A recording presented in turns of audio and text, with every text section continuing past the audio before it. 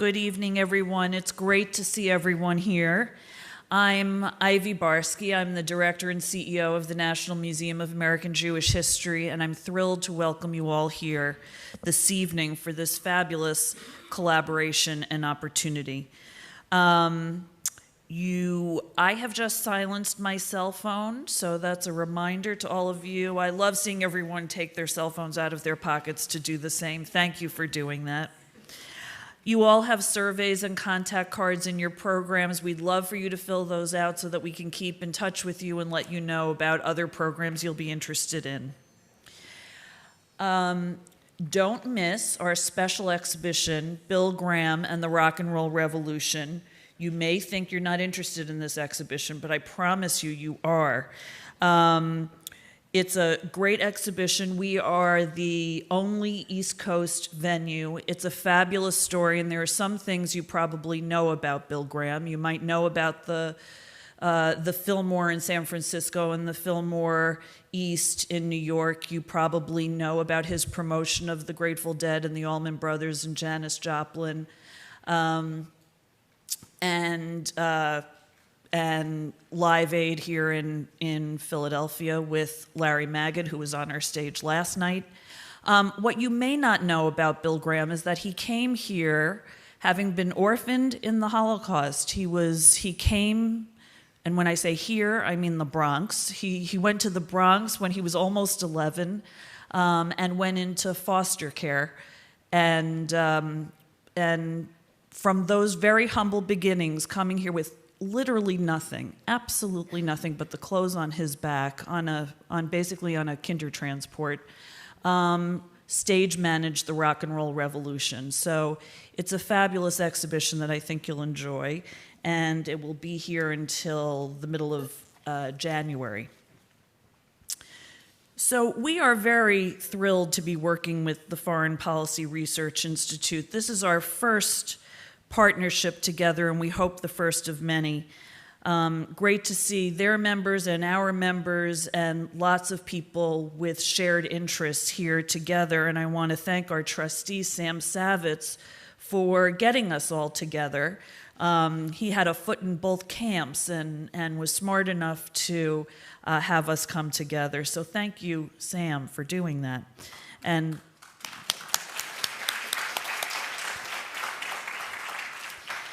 And I also want to acknowledge Charlotte Weinberg. Charlotte, a little wave, thank you. She's incognito there and smack in the middle of the hall. As you know, this evening is in memory of Carol Weinberg and another person who had a very special relationship to both institutions, someone who we miss dearly, spent a lot of time in this very room with us, would never miss anything that we were doing, and so we miss him all the time, as I know the people in this room do. So thank you for letting us honor him tonight in this most appropriate way. Today we are thrilled to have with us Jeremy Black, professor of history at the University of Exeter in London and senior fellow at FPRI's Center for the Study of America and the West. To introduce him, I want to thank Alex Luxembourg, president of the Foreign Policy Research Institute, for being here and to introduce our speaker this evening. Thank you.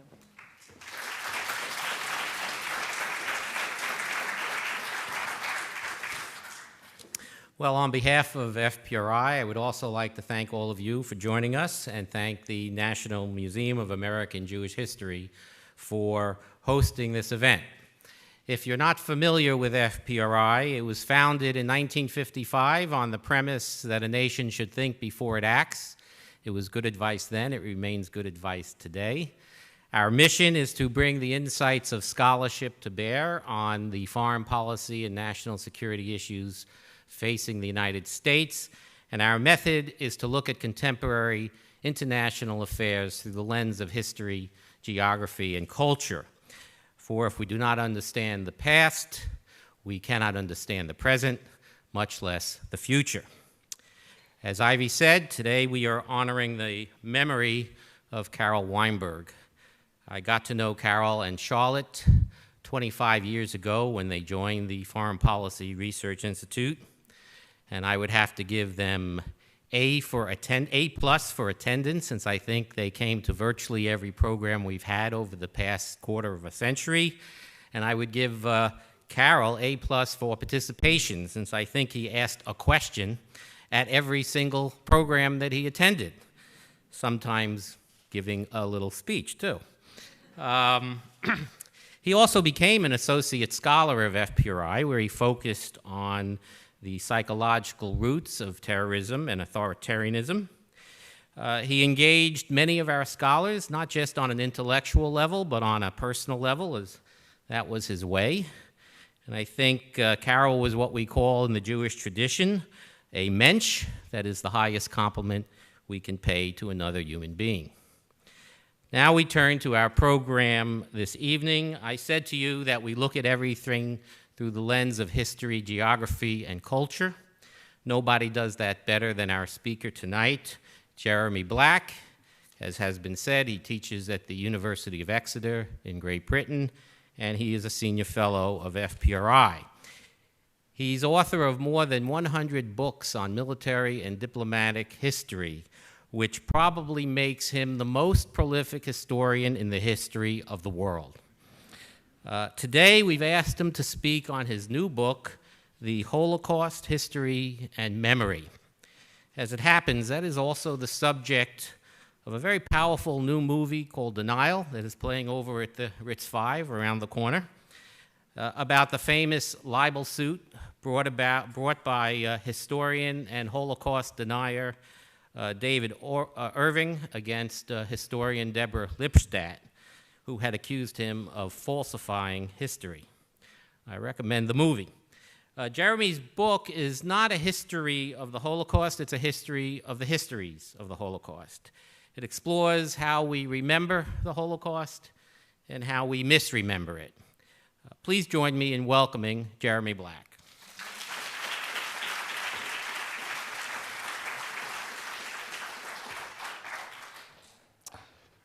Well, ladies and gentlemen, thank you very much for coming along, and it's a great pleasure to meet many former people that I've met on other occasions, and I'd also like to say I remember Carol, I remember him indeed asking some questions of me as a speaker. He was a man of great intellect, great humanity. His interest in psychotherapy and psychiatry reflected his genuine engagement with human beings as individuals, which I think for all of us, whether we're interested in the past or the present, is how we would want to be remembered.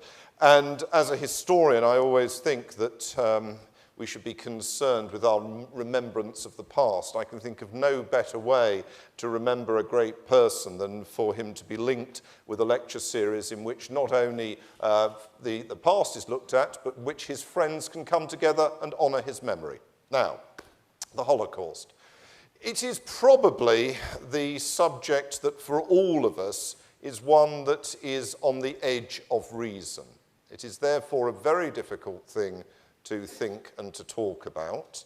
Equally, for those of us, all of us here are educated human beings, to, as it were, respond simply by saying it's beyond comprehension, or some other similar emotional response, isn't good enough. We owe to those people who were butchered, we owe to those of our forebears who suffered and those who knew those who suffered to actually apply our reason to it and to try and understand what happened. And as Alan said, for me, it was very important. I am Jewish personally, though I don't just think the Holocaust is something that only Jews should think about. For me, it's important, I felt at some stage, to write a book about the subject. It was in some respects tangential to my major work as a historian, but precisely the skills that one tries to develop as a scholar should be applied to the greatest questions, and I couldn't really think of a question greater than that. And what I want to try and do, I've only got a certain amount of time that I've been allocated, and I wish to leave time for questions. As Alan points out, there's a distinction between questions and speeches. I wish to leave time for questions, but I want, in the space available, to discuss both the events of the war, the Holocaust itself, and also I want to make some statements about the period since 1945. I can't obviously try and cover all countries, but I want to make some comments about some of the major points. And I also want to speculate, as I've tried to do in the book, as to how the Holocaust might be written about in 2050. For most of us, including myself, we will not be here then, but the point is we don't want the memory to cease and we don't want the importance to end. So let's just start as a historian. You might well say to me, surely it has been done to death. There is so much excellent scholarship on it. And I was interested in that remark about David Irving. One of the great problems if you're a historian is anybody can call themselves a historian. David Irving, of course, was no more a historian than I'm a plumber, in the sense he was a trained engineer who had an interest in the past. On the basis of that, he was called or called himself a historian. As I said, I try and mend the lavatories in my house. That doesn't make me a plumber. But if you're looking at it from the perspective of scholarship, I think there are ways in which each scholar can look at the problems in new lights. And what struck me in particular is that I was rather dissatisfied with what one could say as the academic orthodoxy.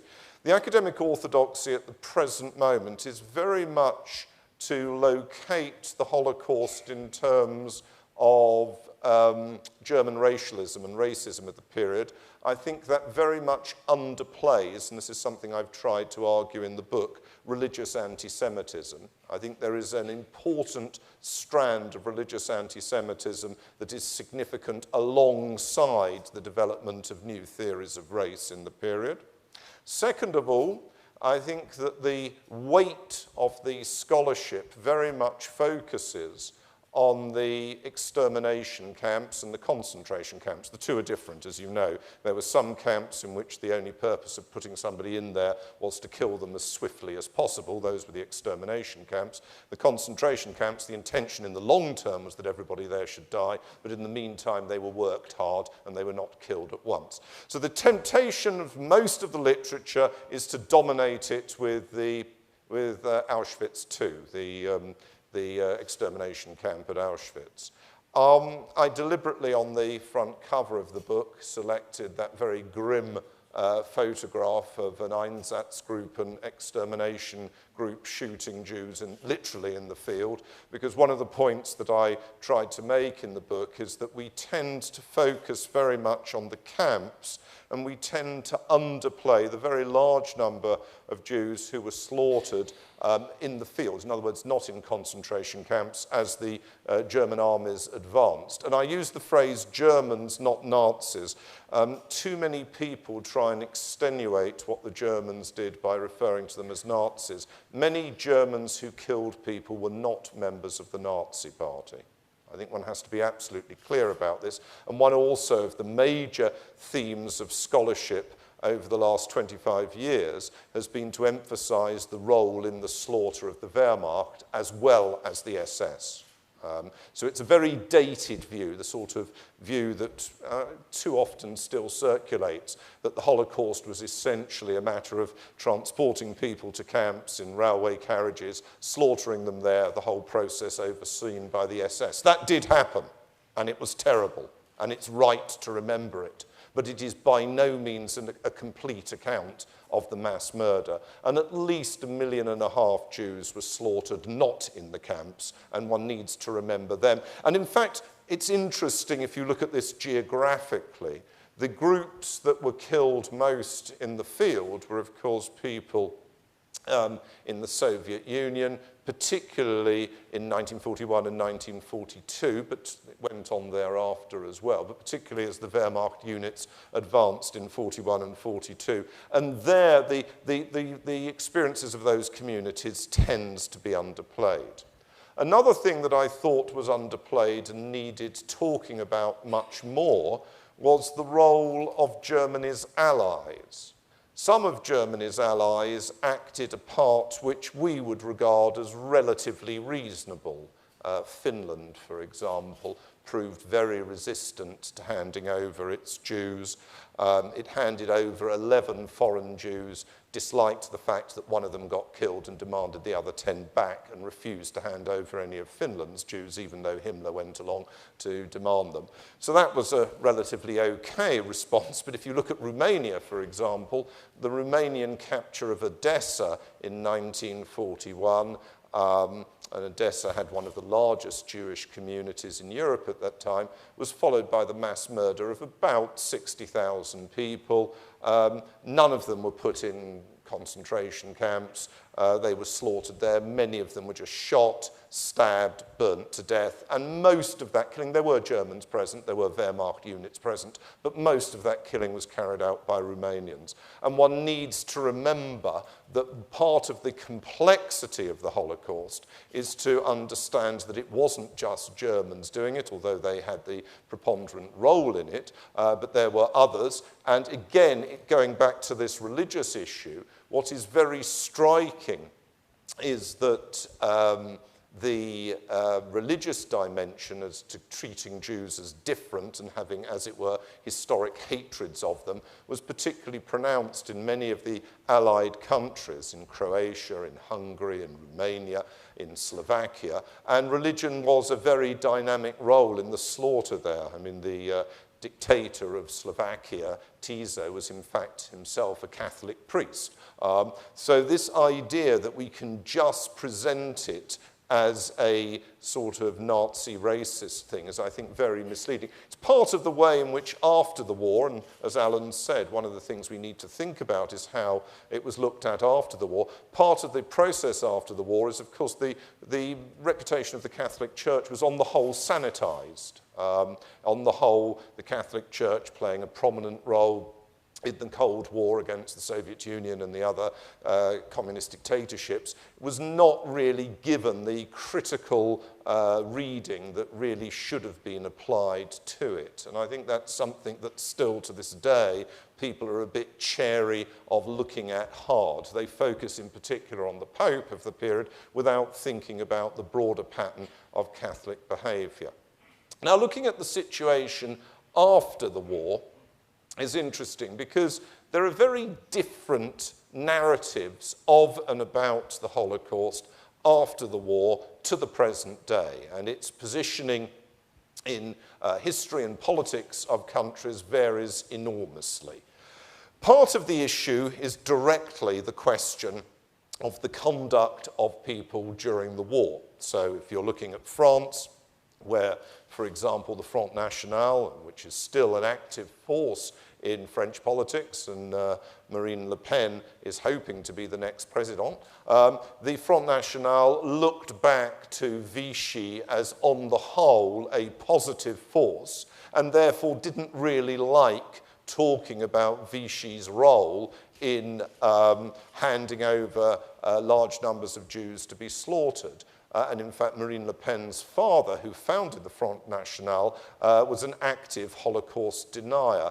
I thought of describing Holocaust denial as mad, but that, of course, is a calumny on the insane. It's very unfair to describe the insane by associating them with Holocaust deniers. I think the phrase evil is what is a more appropriate one. If you look at France, though, you see very interestingly the way in which it is much more complex thinking about the Holocaust than simply to think in terms of what happened during the war. It goes roughly like this, and I focus on France first. We could do the same thing for pretty well every country, looking at the complexities of this. After the war, the emphasis was on the idea that all of the French had been resistors, apart from a few marginal characters who had collaborated. And the idea, therefore, was that those brutalized by the Germans were part and parcel of a broader resistance pattern, so that the French government, both the government of the Fourth Republic and the government that came in with de Gaulle of the Fifth Republic, was not really keen to emphasize the role of Jewish suffering. And you can see that, for example, in the war memorials that were put up, in fact, memorial to the deportation of to those people to the concentration camps, which very much emphasizes not Jews. So that was very much the picture in the 50s and 60s. In the 70s, there started to be a greater engagement with what had happened under Vichy. And that then played through into politics, and in a rather surprising way, because the people who extenuated Vichy were not just the far right, the Front National and their progenitors, the descendants of the Action Française, but also, ironically, the Socialist Party of François Mitterrand, who became president, of course, in 1981. Mitterrand himself had started off as a civil servant under Vichy. He then manufactured an acceptable war story about what he'd gone on doing, but he was friends personally with a lot of senior former Vichy figures, and indeed, once a year, as president, used to go and put a wreath on the tomb of Marshal Pétain. The result, therefore, was this, that in the late 80s, 1990s, to talk about the handing over of the Jews was to actually make critical remarks about the president. And those remarks were most critically made by Chirac and the Gaullists, who wanted to argue that there was an honest French tradition, that this was an honest tradition of the right, which was different to that of the Front National. They also wanted to make political capital by attacking Mitterrand.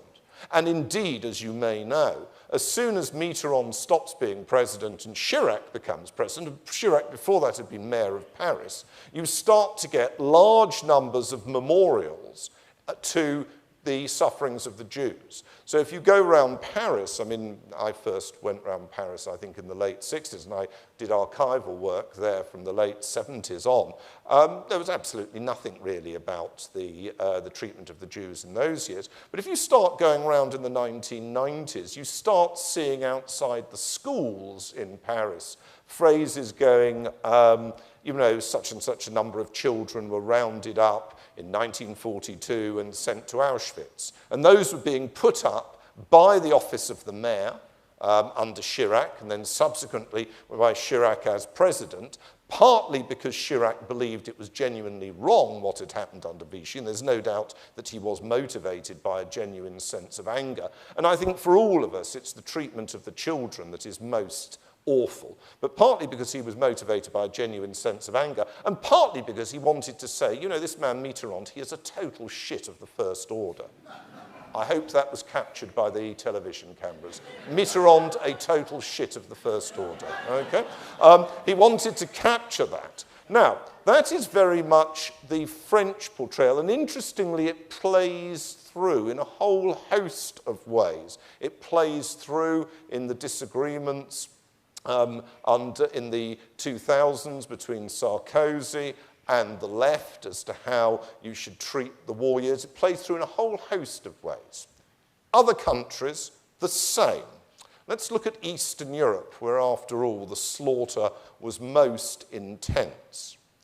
In Eastern Europe, the communist regimes, which essentially ruled from just after World War II until the fall of the Iron Curtain in 1989, the communist regimes did not really wish to focus on the suffering of the Jews. Number of reasons for that.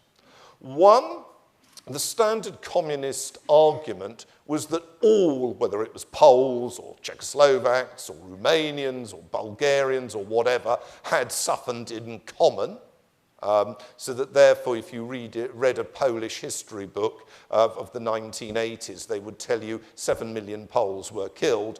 They wouldn't, in concentration camps, they wouldn't once mention that that was an exaggeration because, of course, the number was largely Jews, and it's under 6 million in Poland because, of course, there are more than 1 million elsewhere. But anyway, they were talking about that. They were not in any way discussing the specific tribulations of the Jews. That was point number one. Point number two, there was a high rate of anti-Semitism on the left in the communist years. There'd been a large number of Jews who had been communists, but they get purged quite conclusively in the late 40s, early 50s in Czechoslovakia, in Hungary. Of course, Stalin has the so-called doctor's plot in order to purge Jews in the Soviet Union. In Poland, you get large-scale anti-Semitism developing within the Communist Party. So there's that as part of the element, and also part of the element is anti-Israeli politics becomes very important as well.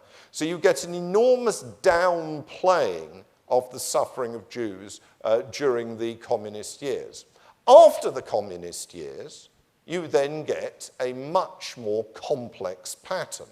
On the one hand, you often have right-wing clerical nationalists coming forward who in many senses look back to the wartime collaborators with Hitler and treat those people as, quote, true patriots. So, for example, Marshal Antonescu, who was the military dictator of Romania during World War II and, who was shot by the Soviets after the war. Jolly good thing he was shot. And he personally was very much linked to the slaughter of Jews by Romanians. He becomes somebody who is regarded by right-wing Romanians, particularly of a clerical disposition in the 1990s, as a good thing. And the same, of course, in countries like Lithuania, Slovakia, and so on. So that is one tradition, and that presents a different aspect of Holocaust diminishment, or the argument that there were lots of people killed by lots of different sides, and why should you put the emphasis on the slaughter of Jews? That's the argument you get from right-wing clerical nationalists.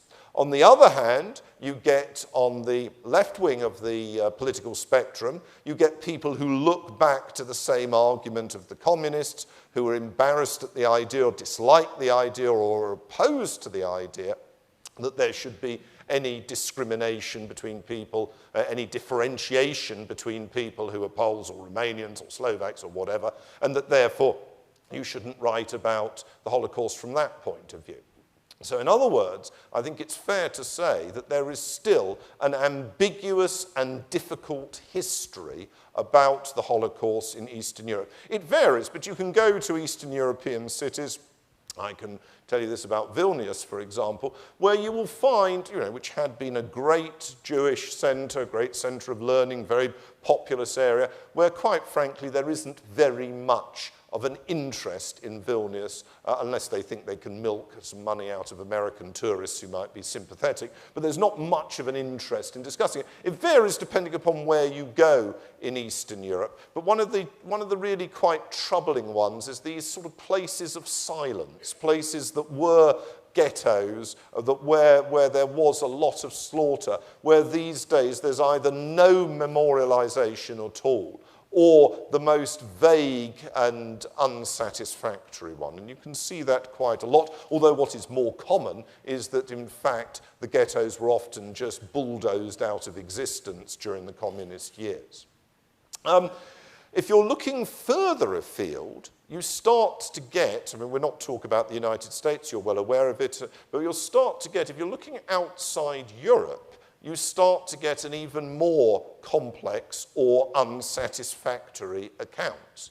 I think it's fair to say that in the Islamic world, the account of the Holocaust from our point of view, and the point of view of anybody who is rational, is one that is truly disturbing. You get, as in Malaysia, for example, where they refuse to allow Schindler's List to be broadcast, you get a process of denial. You get an argument that in some way this is just one of a large number of massacres. You get ludicrous attempts to argue some sort of equivalence with the policies of the State of Israel, which is ridiculous. There is no equivalence at all. And you get a sort of wholesale process of denial. More interesting, in a sense, is what the position is if you're looking in China, or if you're looking in Japan, or if you're looking in India. And the accounts there are significant, because if we're thinking ahead to what the Holocaust might look like in 2050, it is reasonable to point out that the populations of China and India constitute about a third of the world's population at the moment, that the area of the world where the population is growing most rapidly is sub-Saharan Africa. And if you put those together, you are putting together places where the essential narrative is not one to have much of an interest in the Holocaust at all. And indeed, I think I could push that a stage further. My own view, for what it is worth, is that by 2050, the Holocaust will primarily be an account which you see in the history offered by historians in North America and in Europe, but it doesn't really feature very much elsewhere. I've been to Japan to lecture on 3 occasions, and it's hard enough getting them to look seriously at World War II. I once innocently enough mentioned, I was asked to lecture on the causes of war at Scuba University, and I innocently enough, I didn't mean to be difficult. I mean, if I want to be difficult, I'll be difficult. But I innocently enough said, very few wars began with an unprovoked attack by one power on another, as happened at Pearl Harbor, whereupon 2 women just got up and walked out, which I thought was a little unsatisfactory. The Japanese are not really interested in the Holocaust. I think it's fair to say. For them, of course, they have their own notion of victimhood, which is a rather bizarre one. In other words, they put all the emphasis on the atomic bombs and rather leave out of the kilter what they did as occupying powers in places like Java or the Philippines, and the horrors they enforced. So they have this kind of notion of focusing on themselves. They also, I think it's fair to say, don't wish to irritate Islamic states, and that constitutes part of their response, but they say very, very, very little about it at all. Ditto in China. In China, it does not, I'm not saying it's never mentioned, but it plays very, very little role in textbooks at all. And I think, from our point of view, regarding the Holocaust as it should be regarded, as a matter not only of great importance, but also as a central moral question, how, as historians do, or as people in civil society, do we discuss an episode like that? How do we understand it? How do we account for it? Whether, as I've said, people are Jewish or not, it should be important for everybody as a common memory of the past, how one thinks about it. It is then very peculiar to go to places where it simply is not there in the historical record, or it is completely ignored. I mean, as you are probably aware, if you you look at a Chinese book, or you go and listen to the Chinese talking about World War II, World War II is all about how the Communist Party was validated by standing up against the Japanese. Forget the fact that most of the fighting was done by the nationalists. Forget the fact the Americans may have been fighting the Japanese as well. I don't know about that. If you're Chinese, you may not believe that. But, forget any other aspect of the war. It is the way in which the CP, the Communist Party, validates itself. That is the central narrative of World War II. In India, the central narrative of World War II is about its role in the developing of Indian nationalism and the imminent collapse of the British Empire. Again, no interest really in the Holocaust. So what one has got is that the politicization, which has always existed, but which is very acute in a world in which, despite everybody believing in the future, they validate their societies through reference to the past and through historical myths of empowerment and grievance. That context means that the Holocaust doesn't mean very much in Asia or in Africa, or indeed really, apart from in areas with Jewish communities, in South America. It is much more partial in its extent. Last aspect, before we take a few questions and I make some general reflections. Last aspect, in all my reading on it, the thing that interested me the most was not how people manufacture the past. I'm used to that. That's part of the job, how people create and how the gaps, the silences of the past and how they look at the past, how they invent legends. As I said, the legend that the Wehrmacht had a clean war is a good example of that. What I found most interesting is from the word go, for both Jewish and non-Jewish theologians and other commentators who were not explicitly theologians, it's the attempt to address the Holocaust from the point of view of what its meaning would be in a world which is either theistic, religious, or a world which is not religious but which has a set of values. And in a sense, there is alongside the kind of what I've been talking about, which is how historians interrogate the past, how politicians construct it, how we all create memories, all of which is important, nothing wrong with that, that's normal. Alongside those issues, there is the fact that the Holocaust is one of the few episodes in history, I can't think of any to the comparable extent, which has called forth the energies, the thought of both religious and non-religious commentators. And that itself is really an interesting aspect of it. Most of the writing on the Holocaust is from the secular perspective. Nothing wrong with that. But it's also interesting to look at spiritual engagement with it. It's for those of us who are Jewish, it's very interesting to see the very different ways in which Jewish commentators have tried to derive some sort of meaning from it and how they have confronted it. And it's also interesting, actually, to see how non-Jewish commentators, both religious and not, have the extent to which they've addressed it and the extent to which they haven't. So, if I could make some general conclusions and then we could have some comments. First, the Holocaust is not something just located in the 1940s, in the years of World War II. It is because of the enormity of it, because of the centrality for Western thought, for the centrality not just for Jews but for non-Jews as well, and also because of its important role in the history of a number of major states, as well as a number of minor ones. It is a living part of the past, and it is living in the extent that people think about it. The very fact that so many of you are here tonight indicates your sense that it is part of your civic purpose of coming together, is to actually think about an episode like that and how one should discuss it. And this is not a question in which I have the right answers and nobody else does. Everybody has views that are worth listening to on a topic like that. So the Holocaust is part of the way in which history is not just what happened in the past, it is also how we create accounts of what happened in the past. Now that is a central aspect of history. It is absurd to imagine that history is something that is independent of our views. But at the same time, that does not mean it is just a matter of opinion.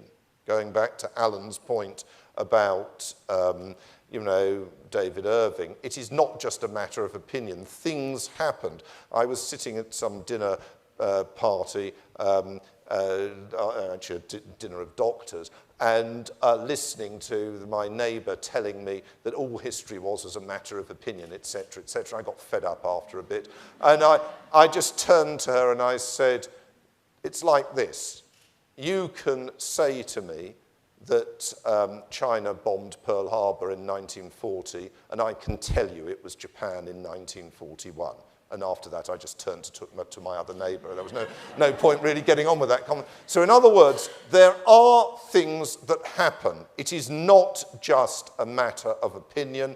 Holocaust deniers or diminishers are fools. Many of them are evil. At best, they are idiots. Although, again, as I've said, that's a calumny on the insane.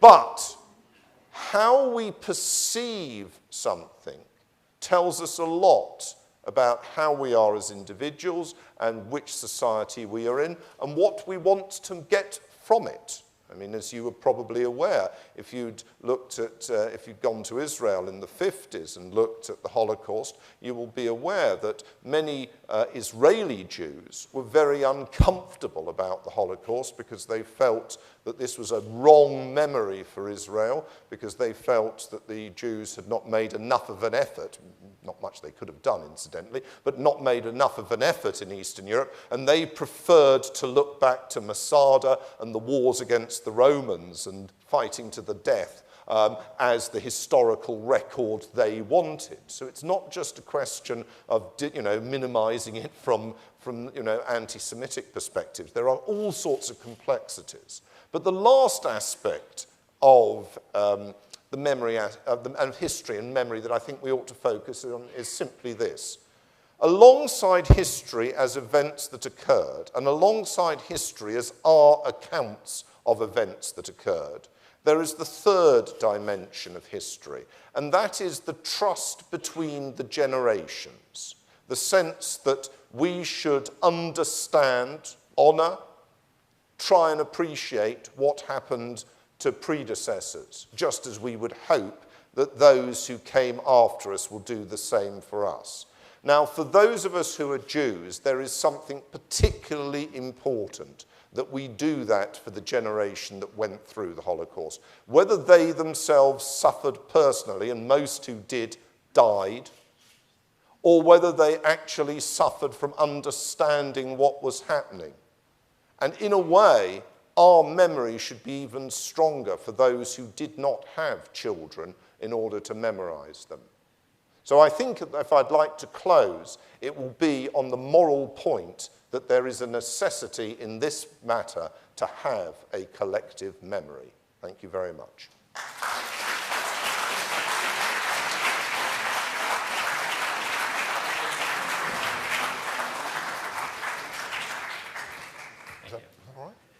Jeremy is the only person I know who can speak in paragraphs without breathing in between paragraphs. We have a couple of people with microphones roaming the room, so wait till the microphone comes to you and speak directly into the microphone. Hi.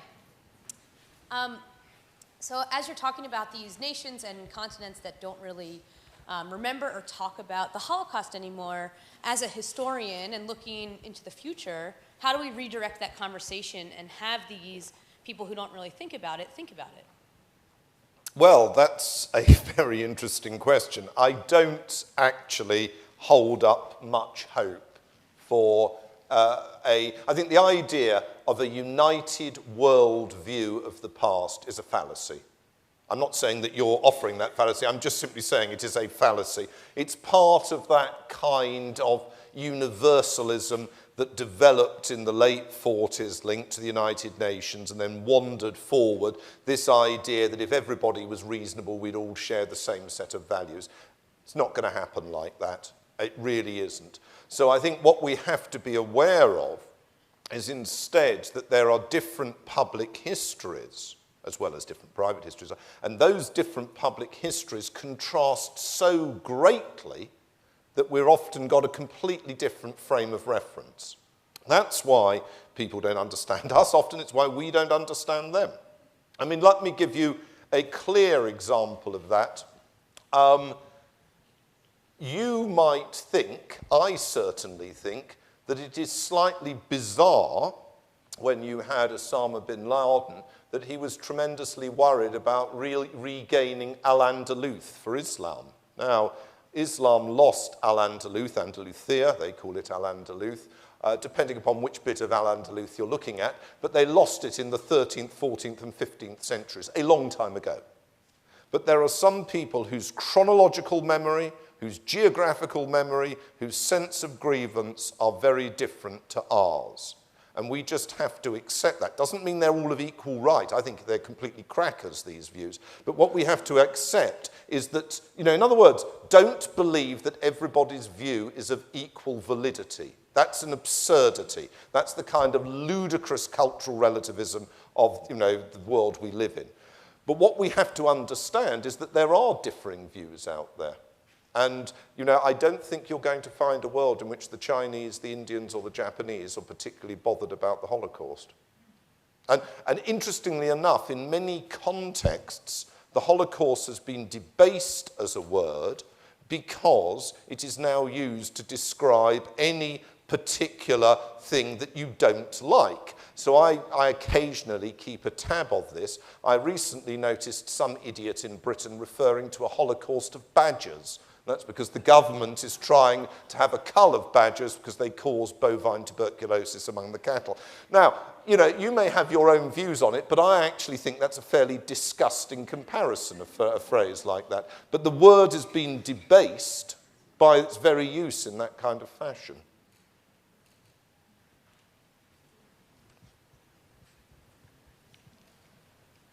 Thank you very much for this talk. I found it excellent. I think you touched on the appropriate points. It was an excellent summary of the state of our knowledge on this. One thing that it seems to me you didn't touch on, and that is the role of the individual. In particular, I think what is disturbing to many people who think about the Holocaust seriously is the role of the figure of Hitler in energizing and perverting the course of European history.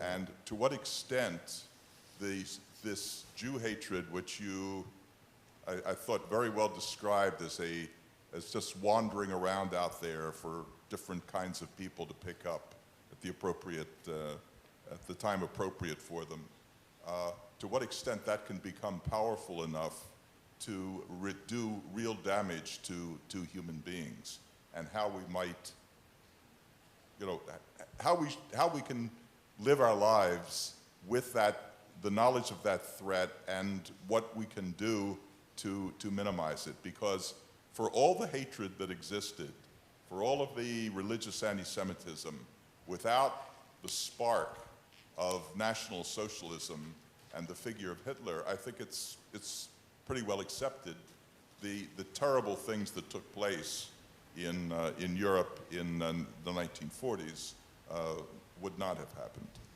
Right, thank you. Yes, I'm glad you used the phrase Jew hatred, because I think that is exactly the correct phrase to use for describing the attitude there. And that, of course, nicely avoids trying to put the focus on either the racial or the religious side. It's both. Yep, I think particular circumstances, both in terms of Hitler's attitudes, but also in terms of the specific details of what happens in 39, in 40, in 41, and in 42 are all important. I mean, it's no accident, as you know. They conquer Poland in September 1939. The conquest of Poland is accompanied by the slaughter of about 10,000 Jews, but the mass murder of Jews doesn't happen for at least, depending upon which city you're talking about, at least another year and a half on in that in Poland, and in some places, Krakow, you know, you're talking about closer to 3 years afterwards. So yes, I agree with you. Circumstances and individuals play a big role in triggering what happens. I would, though, also say that I think that it can work, Hitler can energize it precisely because there are strong anti-Semitic strands that he can call upon. I think that's what I would really draw attention to. I mean, after all, if there hadn't been strong strands of anti-Semitism, it's probable that the response in some of the areas that cooperated and collaborated would have been much less. And I think that it's rather interesting, as you may know, if you look at individual countries, if you contrast, say, Belgium and the Netherlands, or Romania and Bulgaria, you get very different responses to instructions from German occupiers or German allies, in the case, depending upon which of those examples you're looking at, and that reflects circumstances there. So it's not just, I mean, a dictatorship, there's a naive view about dictatorship. I'm not saying you've got to know, but there's a naive view of dictatorships that the dictator presses a button and that something happens over there. That no more happens in a dictatorship than anywhere else. You know, unless you've got a secret policeman who's honest in the sense of doing what the government wants at everybody's elbow, things don't happen like that.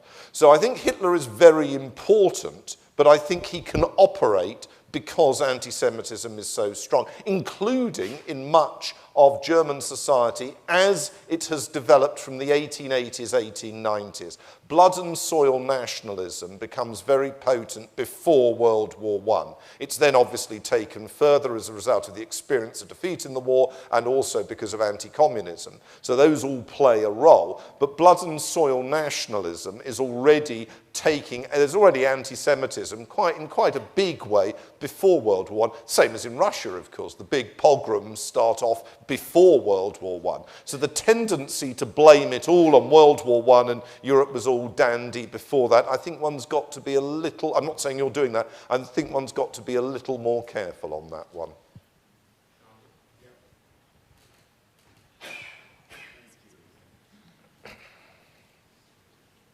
Thank you, Jeremy. As you know, I'm a Frenchman. Yeah. And I was particularly moved by your comments regarding the effects of the Holocaust in France. I was particularly impressed by your very thorough and broad condemnation of the Catholics. But I wonder what place you would leave for those exceptions, such as the people responsible for running the Collège du Cambon and the shelter they offered. Oh, I'm not denying, children. I'm not saying that Hold on, all... hold on, it's not yeah. over. No, you're making a speech. I'm not saying that all... No, I'm not making a speech. saying that all Catholics were anti-Semitic, just as I wouldn't say that all post-war communists were anti-Semitic. What you have to do as a historian is to look at two things. One, what groups have tended to be underplayed, all right? That's point number one, and I think that is a significant point. And two, where do you have subsequent, how should one put it? When you're trying to face the diversity of things, where should you put the emphasis? Now, there's lots of things I haven't focused on. I haven't focused on the fact that the gentleman over there asked for the role of individuals. I thought when he was going to ask that, he wasn't going to talk about Hitler, he was going to talk about a pleasant aspect of individuals, which is that under occupation, some people, including in France, including Catholics, risked their own lives to give shelter to Jews, which is great. It's marvellous. They showed the true courage of individuals in often a really horrible situation. You can then look at the true horror of individuals, that many of the people who were picked up by the Gestapo were not picked up by the Gestapo because of its efforts. The Gestapo was in many senses a rather vicious bunch of Keystone cops. They were betrayed to them. So brilliant, as you may know, I don't know if you know this, most Gestapo records were destroyed in 1945, but the records survived for one or two areas, particularly for around Saarbrücken. And one of the interesting things there is it shows that the Gestapo fundamentally is responding to information. So people write in, not just to say their neighbour is a Jew, often wasn't a Jew incidentally, but often just to say that, you know, so-and-so, because they don't like so-and-so, is spreading nasty or seditious remarks. So the Gestapo sends somebody, if they can be so minded, to beat them up and see if there's any truth in this. But the sad truth, the good truth, is that the sad truth is that people responded as individuals, including Catholics. But all I'm saying is that institutionally, what strikes me is if you're looking, and I specified Hungary, Croatia, Slovakia, all of which were, you know, as it were, Catholic polities. That's how the Horthy regime conducted itself in Hungary. That's how the Tiso regime conducted itself in Slovakia. These were Catholic nationalist places. They were quite happy to just slaughter their Jews. They were quite happy to do so. And what's interesting is the variety and the variation between groups. That, you know, the Germans are in occupation, either directly or not, allied or not, with much of Europe. Not of all of Europe, but of much of Europe. The variations between how people respond is really striking. And again, I would agree, there are vicious and nasty anti-Semitic Protestants. There were people that behaved badly in Norway or Denmark. You won't find very many Catholics in Norway or Denmark. But on the whole, what strikes me is that the conduct of the Catholic Church was particularly baleful. And I'll just make a simple point, that clerics tend to conduct themselves. They all went to their churches with paintings of martyrs of the past. Very few Catholic clergy were willing to be martyred in the 40s. Forget about for Jews who were Jews. For Jews who had converted to Catholicism, most of them weren't willing to do anything. And I so happen to think that's disgusting. You can extenuate it any way you like. I think it's disgusting. Next.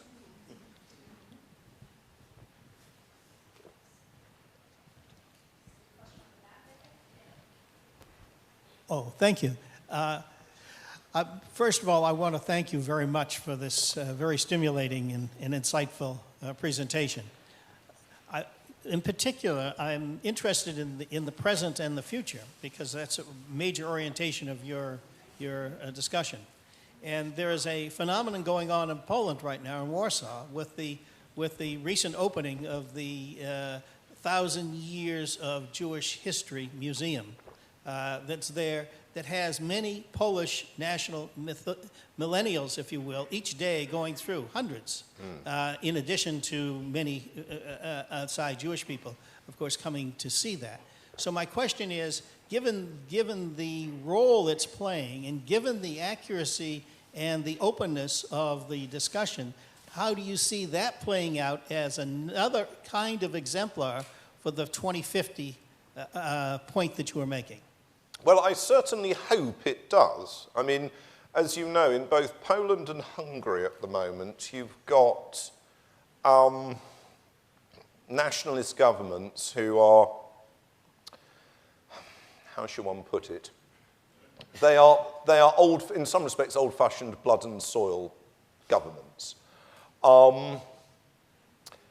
It's to be hoped that they can maintain a diverse approach to the different religious traditions in their country. So, for example, in the case of Poland, it's not just the Jews, it's the Protestants. There was a Protestant, tradition there. It was largely destroyed, for want of a better word. Things like the Thorn Massacre in 1724, which you wouldn't have heard about because that was a killing of Protestants. But, it's to be hoped that the Polish government has grown up. As you say, that museum's there. The museum was actually instituted under its predecessor, which was more, shall we say, liberal in its values. I worry. I think in Europe, what worries me is that the continent is in economic crisis, including my own country. I'm not excluding that from it. And in that context, with, wage rates depressed, with people anxious about immigration, in that context, the standard bogeyman at the present moment, to a certain extent justified in some cases, is obviously the fundamentalist Islamic. Not all Muslims are fundamentalists for a second, but it is the fundamentalist Muslim. But one wonders and worries that they will become more extensive in their prejudice, both against moderate Muslims and against Jews and against anybody else they don't like. So there is that degree of anxiety as to how Europe will look when you're looking at these nationalist states. You see, your nationalism is very unusual. Your nationalism is a construction around the idea that you come to America, you become an American, and it doesn't matter what you were before or what your origins are, what your religion is, or what, in fact, your personal living tradition is within your family or memory. It doesn't matter. If you're an American, that's fine. That's great. That's wonderful. But it's not the nationalism that pertains in most of the world. And that's why I think it's quite difficult for Americans to understand how pernicious nationalism can be in many countries. Now, having said that, it's often difficult to know what the alternative is. You need some sense, if you live in Hungary, as to what it means to be a Hungarian. But unfortunately, the sense often is far too narrow and far too aggressive towards those who you might think do not match your perceptions.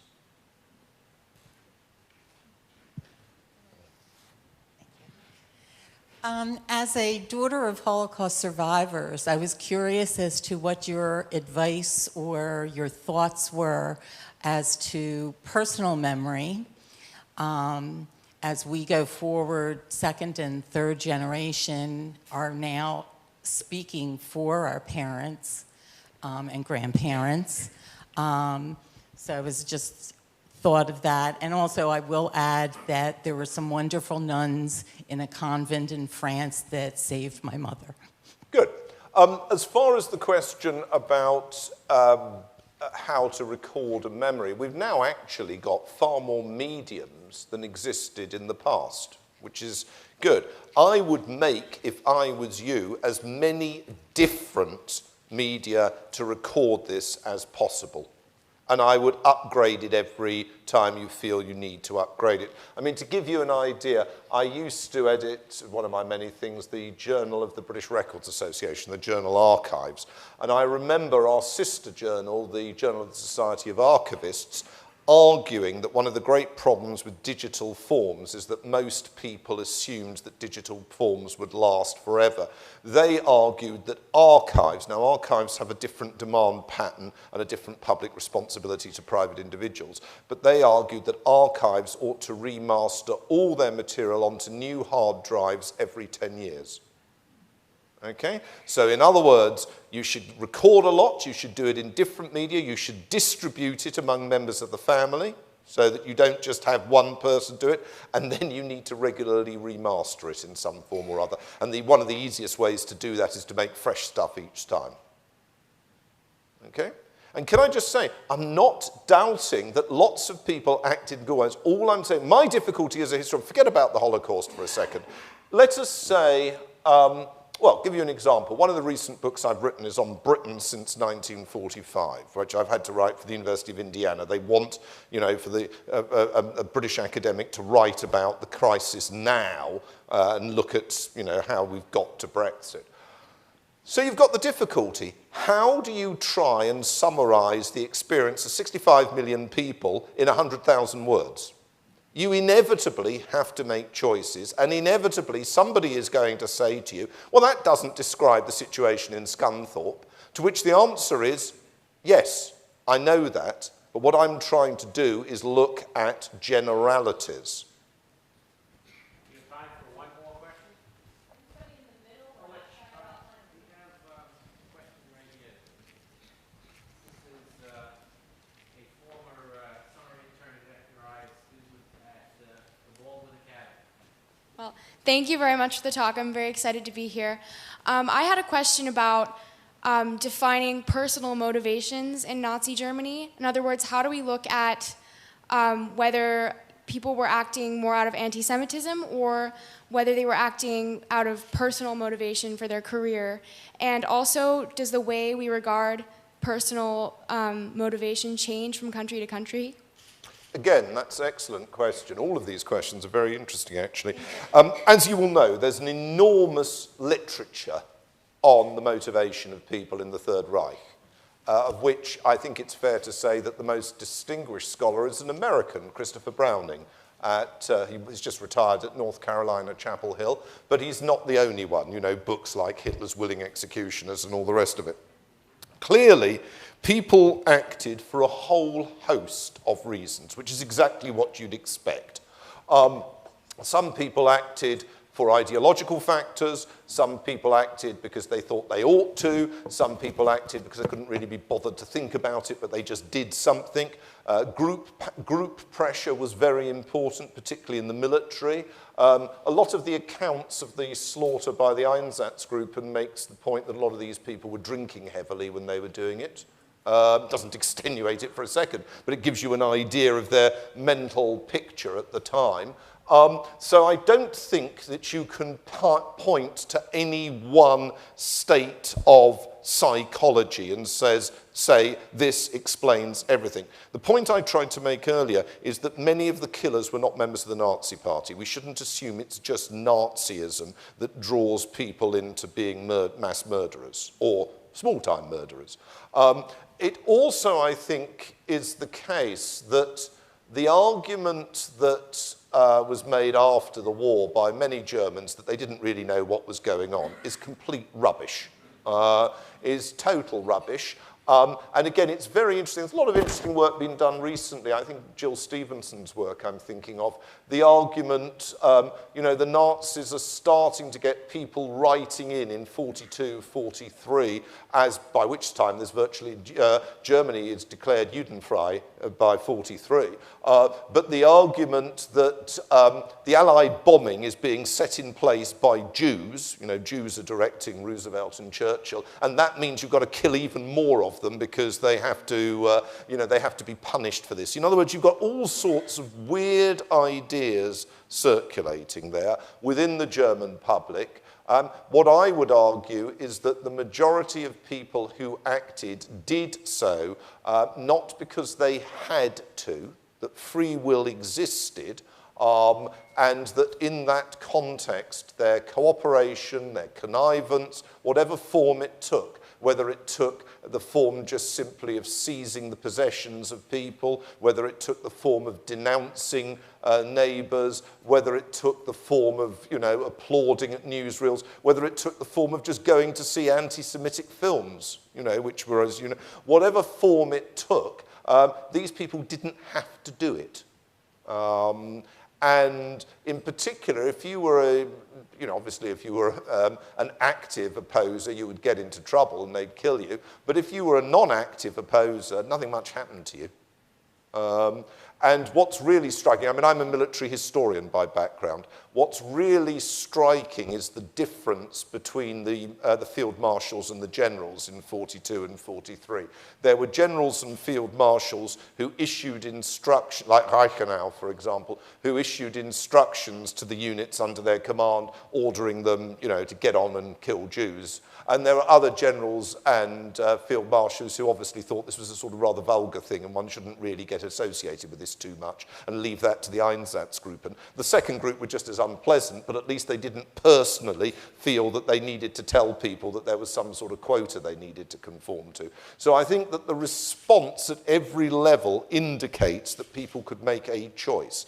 Unfortunately, the majority of them who were Germans chose in a way that we quite rightly, and as I said, I have no time for relative judgments. I think part of the job of a historian is to make, and it's a difficult thing because in the absence of a religious philosophy, and we don't live in a society anymore with a religious philosophy in Europe, but you knew needs to have some sense of secular morality. These people made wrong choices. Many of them individually were evil. They collectively were part of an evil system. There is no excuse possible by saying the economy was bad or they'd all been disrupted by World War I. This is just rubbish. People can have, free will exists. That's the condition of being a human being. These people did not exercise their free will in an appropriate fashion, period. Thank you very much.